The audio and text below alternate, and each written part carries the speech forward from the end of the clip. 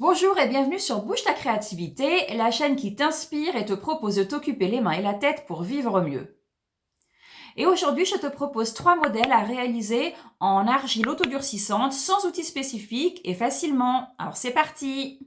Je vous propose donc de réaliser une coupelle vide-poche en forme de main, une déco en forme de tête de buffle qui peut être déclinée en tout ce que vous voulez, et enfin un petit pot à plantes. Et restez jusqu'à la fin, je vous montrerai aussi d'autres exemples de réalisation.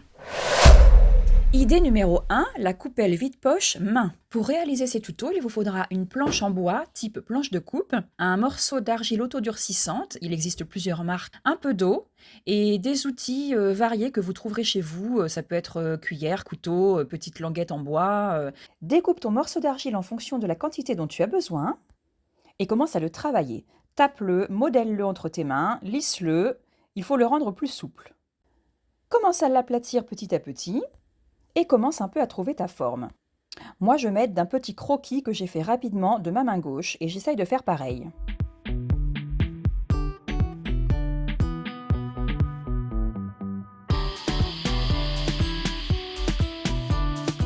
Utilise tes outils dès que besoin pour découper, pour arrondir, pour tracer des traits, pour creuser, peu importe.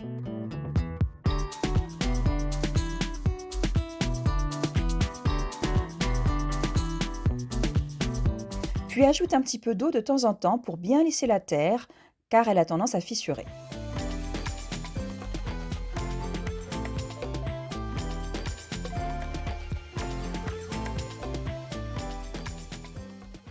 L'argile se modèle petit à petit, on retire de la terre, on en rajoute, on la recolle, on déforme, on transforme, on ajuste la forme, avec les outils, on s'aide pour faire différentes lignes.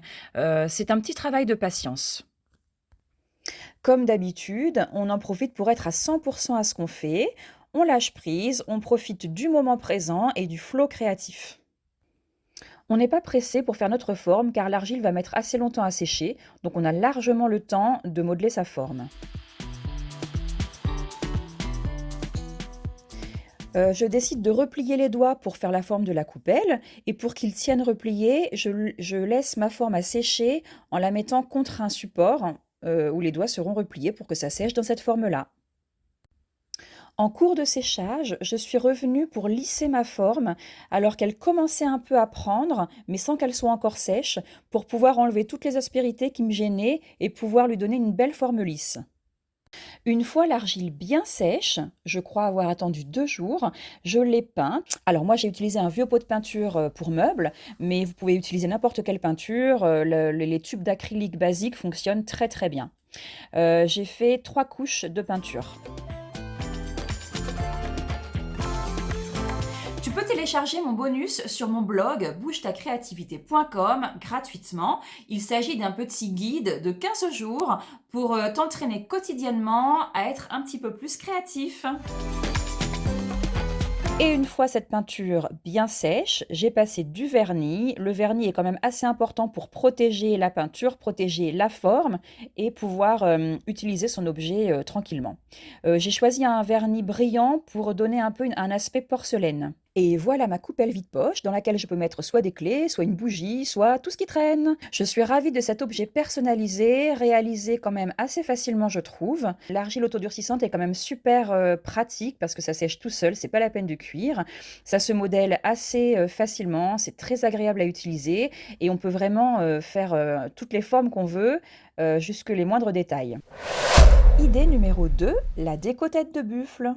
J'ai réalisé ce modelage au retour d'un voyage en Afrique, au Kenya, pendant lequel je suis restée une semaine dans un camp Maasai, dans une forêt vierge, loin de tout, sans eau et électricité.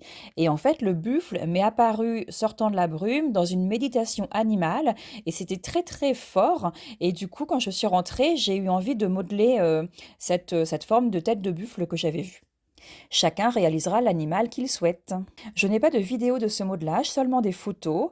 J'ai procédé de la même manière que pour la coupelle main et je vous invite aussi à aller voir sur mon site internet bougetacreativité.com toutes les photos et le texte détaillé.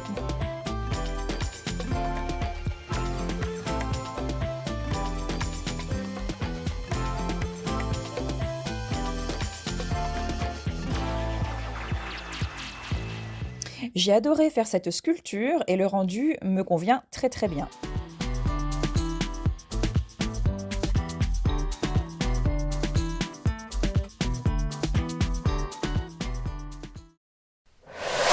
Idée numéro 3, le cache-pot. Pour réaliser cet objet, j'ai aplati ma terre grâce à un rouleau de pâtisserie.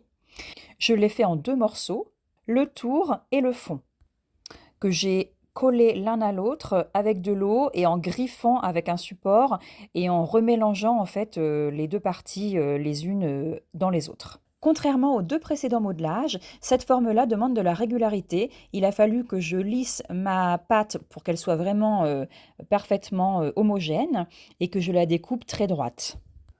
Les petits motifs sont réalisés en creux avec un outil qui ressemble à un tournevis plat.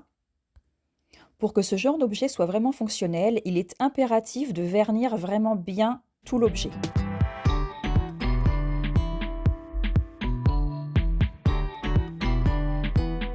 Je te montre maintenant d'autres projets. Voici par exemple des bas-reliefs que j'ai réalisés dans un atelier en vacances parents-enfants avec mes filles. C'était sur le thème du végétal.